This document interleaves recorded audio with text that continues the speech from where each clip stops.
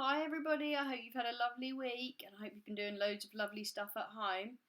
I hope you enjoyed last week's story as well. It was really good fun doing that story for you. That was one of my absolute favourites. This week I've got a lovely story for you. It's called Fins, Fluff and Other Stuff. I hope you enjoy it and have a good week. Bye!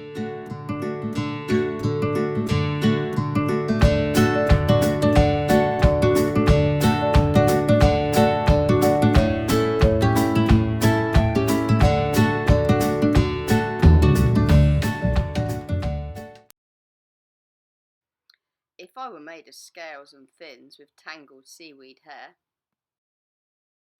I'd have to leave my fishy friends to swim back up for air.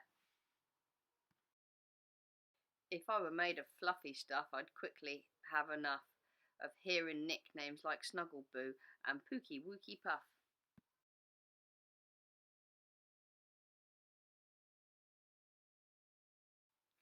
If I were made of soapy suds and clean right to my core, I'd leave a slippery bubble trail behind me on the floor.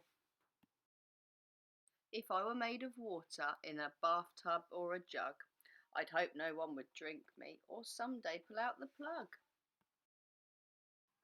If I were made of lollipops, licorice swirls and sweets, I'd slowly lose my sugary limbs to everyone I meet. If I were made of cobwebs, on the ceiling I could play, but my silky strings would capture creepy crawlies on the way. If I were made of needles like a cactus oh so tall, I'd make a great goalkeeper, but pop a lot of balls.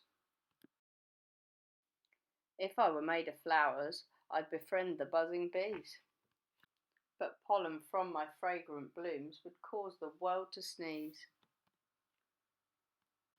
If I were made of twigs and leaves, the birds could build their nests among my mossy branches, but I'd never get a rest. If I were made of feathers, although I'd try and try, I'd run and jump and flap my arms, but have no wings to fly. If I were made of metal, staying dry would be a must. My friends could splash in puddles, but in the rain I'd rust.